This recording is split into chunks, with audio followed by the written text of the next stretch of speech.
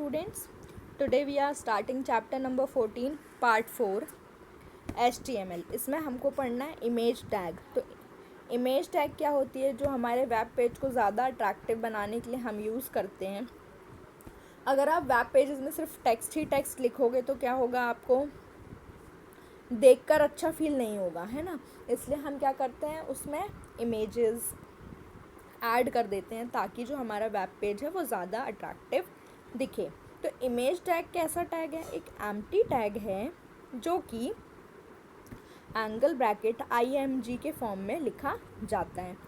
Image डालते समय हम PNG, JPEG, GIF जैसी इमेजेस को यूज़ कर सकते हैं. इसका फॉर्मेट हमको बताना पड़ता है.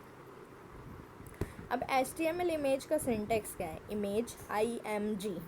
सोर्स एक ऐसा एट्रीब्यूट है, SRC सोर्स, जो हमें बताता है कि हमारी जो इमेज है उसका पूरा पाथ, यानी कि वो जो इमेज है वो कहाँ जा कर के स्टोर हुई है. ये मेन एट्रीब्यूट है, इसका ये देना कंपलसरी है. इस टैग में जो SRC एट्रीब्यूट है वो डिफ़ाइन करना बहुत ज़रूरी होता है, क्योंकि ये इमेज के पाथ को हमें बताता है. पूरा जो पाथ है उसको हम डबल कोट्स में लिखते हैं. और दूसरी बात, ये केस सेंसिटिव होता है. केस सेंसिटिव होता है मतलब इमेज का नाम जैसा हमारे कंप्यूटर में है वैसा ही लिखना पड़ेगा. अगर ये picture.png है तो हम उसको स्मॉल लेटर्स में ही लिखेंगे. कंप्यूटर के लिए ये छोटा p और बड़ा p दोनों अलग अलग फाइल हैं. इमेज के एट्रीब्यूट्स में सबसे इम्पॉर्टेंट सोर्स है जो पूरी इमेज के पाथ को बताता है. ऑल्टर इमेज का जो यूज़ है वो क्या करता है, उस इमेज के बारे में बताने के लिए यूज़ किया जाता है. स्टाइल एट्रीब्यूट CSS फाइल्स में यूज़ होते हैं, ये हमारे लिए नहीं है. ऑल्ट भी हमारे सिलेबस में नहीं है. विड्थ और हाइट हमारे सिलेबस में अलग अलग एट्रीब्यूट्स हैं. ये इमेज की हाइट को और चौड़ाई को बताने के लिए हम यूज़ करते हैं. अलाइन एट्रीब्यूट हमें ये बताता है कि हमको इमेज को कहाँ रखना है, लेफ़्ट, राइट, सेंटर कहाँ रखना है, वो हम अलाइन एट्रीब्यूट से बताते हैं. बॉर्डर, और बॉर्डर जो है इमेज की बॉर्डर को हम बॉर्डर एट्रीब्यूट से डिफ़ाइन कर सकते हैं. ये देखिए, आपको एक एग्जांपल दिया गया है इमेज एट्रीब्यूट का. HTML had title. हैड ये लोग क्लोज करना, टाइटल इन्होंने क्लोज किया है, हैड क्लोज करना भूल गए हैं, जो आपको खुद करना होगा. बॉडी, बॉडी में इमेज का पूरा पाथ, बॉडी और HTML क्लोज. इस फाइल को आप सेव करेंगे और फिर जब ब्राउज़र पे चलाएंगे तो ये जो इमेज है ये आपके उसमें दिखाई देगी. तो आपके कंप्यूटर में जो भी इमेज है आप उसका एड्रेस कॉपी कर सकते हैं प्रॉपर्टीज़ में जाके, और उस एड्रेस को यूज़ कर सकते हैं. इसके बाद हमको पढ़ना है एंकर टैग. तो एंकर टैग का यूज़ हम एक हाइपरलिंक बनाने के लिए यूज़ करते हैं, जो एक पेज को दूसरे पेज से लिंक करता है.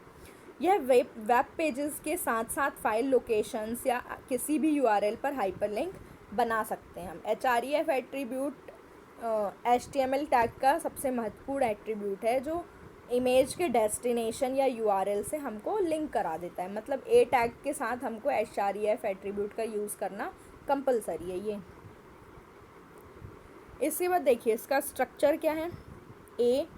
href, और यहाँ पर हमें पूरा पाथ लिखना पड़ेगा जो भी हमारी डेस्टिनेशन एड्रेस है वो. जैसे कि देखिए href second.html ऑलरेडी बनाया हुआ पेज है.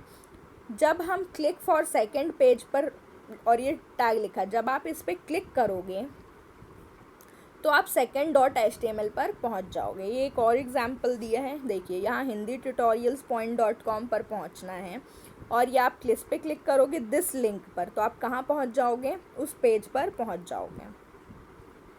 इसके बाद मैंने थोड़ा सा बुक का पार्ट ले लिया है, फ़ॉन्ट टैग. तो फ़ॉन्ट टैग एक ऐसा टैग होता है जो हमारे फ़ॉन्ट की टेक्स्ट को, साइज़ को, स्टाइल को, कलर को परिभाषित करने के लिए यूज़ करते हैं. साइज़ में हमारे पास वैल्यूज़ 1 से 7 तक की है. कलर आप अपनी चॉइस का कोई भी ले सकते हैं, red, blue, green, yellow. Face, font name, इसमें मतलब हमारे पास अलग अलग टाइप के फ़ॉन्ट्स होते हैं. टाइम्स न्यू रोमन और कैलिबरी, कैम्ब्रिया मैथ, अल्जीरियन. तो ये सारे फ़ॉन्ट्स हम कोई भी यूज़ कर सकते हैं. देखो आपको ये दिया है example. Font size 4, colour red, font face Arial, hello. ये आप ये वाला पार्ट अगर आप बॉडी टैग के अंदर लिख कर चलाएंगे तो आपको दिखाई देगा। इसके बाद आता है हमारे पास बेस फॉन्ट। तो बेस फॉन्ट क्या है, बेसिक साइज़ को परिभाषित करने के लिए यूज़ करते हैं, और इस टैग का यूज़ हम वहाँ करेंगे जहाँ पर हमारा फॉन्ट टैग यूज़ नहीं हुआ है। बेस फॉन्ट को हम डिफ़ॉल्ट फॉन्ट सेटिंग को सेट करने के लिए यूज़ करते हैं। Thank you. यहाँ पर हमारा चैप्टर कंप्लीट होता है। इसमें एक टॉपिक आई थिंक मिस हो गया है, कलर कोड।